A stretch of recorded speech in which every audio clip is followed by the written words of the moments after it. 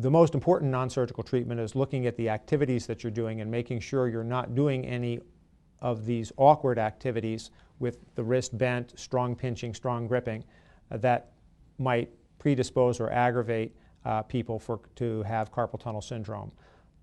After the activity modifications, it's important for people to remember to take frequent rest breaks, perhaps 5 minutes every hour, to do something a little bit different with their hands, to give their hands a chance to get some more circulation back into their hands as they're doing activities throughout the day, and to vary your activities as much as you can throughout the day. So activity modification is very important. After that, splinting is very helpful, especially at night. Many people wake up in the middle of the night with their hands numb and tingling. It's a very common symptom of carpal tunnel syndrome. That symptom can oftentimes be controlled by wearing a brace on your wrist at night.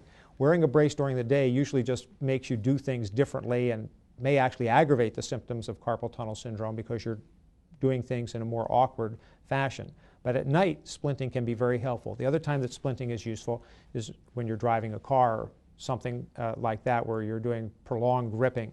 And again, the splint helps to hold your wrist in a straighter position that can be helpful. The third non-surgical treatment that is particularly effective is a cortisone injection into the wrist.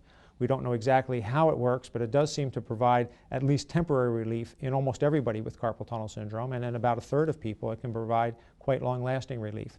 So activity modifications, splinting at night, and cortisone injections are the main non-operative treatments that help.